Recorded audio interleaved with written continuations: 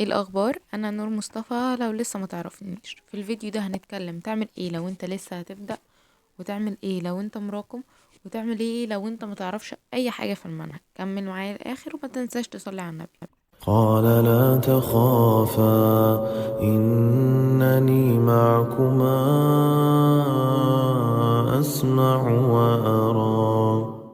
ازاي تلم المتراكم وتعمل ايه لو لسه ما بدأتش؟ اول حاجة كده، بسم الله الرحمن الرحيم، تستعين بالله. استعين بالله وخليك عارف ان لسه في وقت ومفيش اي داعي للخوف اللي انت فيه. لسه في وقت وهتلحق والدنيا هتكون معاك تمام. ربنا هيساوي ما بينك وما بين اللي بدأ من اول السنة على فكرة. تمام. طيب هنعيد تاني. اول حاجة هتعملها انك تستعين بالله، يعني تقوم تتوضى وتصلي وتقرأ قرآن كده وترجع تاني تكمل الفيديو. تاني حاجة هتعملها لازم تنظم افكارك. طيب ازاي هتنظم افكارك؟ هتنظم افكارك من ناحية كل حاجة: مذاكرة وصلاة، مواعيد دروس، كل حاجة لازم تبقى حاطط لها مواعيد، ولازم تنظم افكارك. اهم حاجة في المذاكرة انك تقسمها على مواعيد الصلاة. طب ليه؟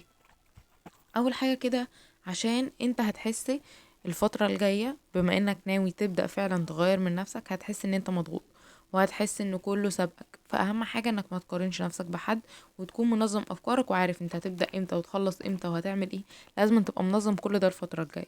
طيب احنا دلوقتي في شهر واحد، احنا دلوقتي ممكن نعملها كده معسكر خفيف على قناة التليجرام او قناة الواتس او عليهم هما الاتنين.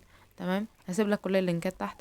هنعمل تحديات، تمام، وهنلم المتراكم، واللي هيخلص كل المتراكم اللي عليه على اخر الشهر هيبقى ليه شهادة تقدير. تمام. طيب انا مش بكلمك في كده دلوقتي، انا دلوقتي بكلمك في حاجة تانية. وهو برضو انتي ما قلتليش بعد كل الرغي بتاعك ده انا اعمل ايه. مطلوب منك تعمل ايه؟ هتجيب ورقة وقلم، تكتب كل اللي عليك. مثلا 20 محاضرة كيمياء، هتكتب المحاضرة الأولى التانية التالتة وهكذا. تمام. كده بقى في كل المواد، وتبدأ تأسس كل يوم 3 مواد. تمام. 3 مواد يعني ب3 محاضرات، محاضرة من كل مادة. لو انت لسه بتبدأ خالص انت هتبدأ من الأول. طب لو انت بادئ أصلا بس مراكم، هتذاكر الجديد وتاخد محاضرة من القديم. تمام. ما علينا، احنا دلوقتي بنتكلم لو انت لسه بادئ بالظبط، يعني لو هو لسه دلوقتي. تمام. هتتفرج عادي من الاول كأن مفيش اي حاجة، بس الفرق ان انت هتكثف شوية وقت مذاكرتك. يعني بدل مثلا ما كنت بتذاكر 4 ساعات هتذاكر 8 ساعات. هتذاكر ضعف الوقت اللي انت بتذاكره حاليا. واهم حاجة الاستمرارية. ما يجيش يوم عليك انت فاقد فيه الشغف فتقول لا انا مش قادر اذاكر واخد اجازة وابدأ من بكرة. مفيش حاجة اسمها هبدأ من بكرة، انت مطلوب منك تبدأ من دلوقتي. من اللحظة اللي انا بكلمك فيها دي انت مطلوب تبدأ.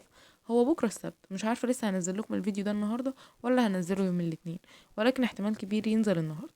مطلوب منك تستعين بالله، تكتب كل اللي عليك وتبدأ. انا عارفة ان انت سمعت الكلام ده كتير في فيديوهات اكتر من كده. تمام، وانا اتكلمت في الموضوع كتير. بس كمية المشاكل اللي بتجيلي عن التراكمات بجد انا ببقى اللي هو، طب امال انا بعمل معاكم ايه من اول السنة؟ تمام. ولو انت تايه ومش عارف تنظم وقتك، ممكن تشترك في المتابعة الشخصية او تدخل قناة التليجرام او قناة الواتس، وهتلاقي فيها شغل جبار فعلا هناك. وبس كده. سلام.